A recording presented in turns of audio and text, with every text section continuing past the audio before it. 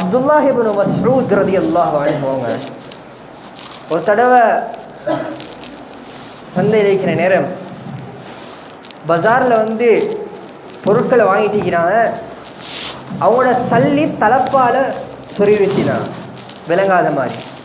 அதை இப்போ சாமானத்தை வாங்கிட்டு சல்லி எடுத்து கொடுக்குறதுக்கு தலப்பால் கை வைக்கிறாங்க. சல்லியை காணும்.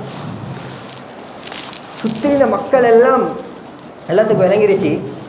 சல்லி யாரோ எடுத்துட்டாங்க, களவு எடுத்துட்டாங்க. இப்போ எல்லாரும் மேச ஸ்டார்ட் ஆகினாங்க. அந்த களவெடுத்த அந்த மனிதர் யாருன்னு தெரியா, ஆனால் எல்லாம் பதுவா செய்ய ஸ்டார்ட் ஆகினாங்க. இதை எடுத்தவரை நாசமாக போகணும், நல்லா வைக்கக்கூடாது, அப்படி பதுவா செய்ய ஸ்டார்ட் ஆகிட்டாங்க.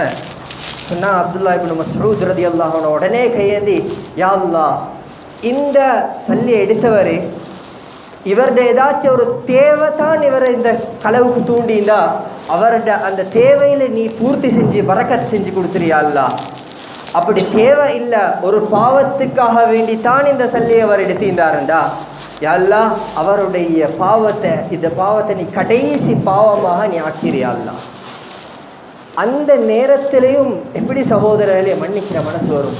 இதுதான் சஹாபாக்கள்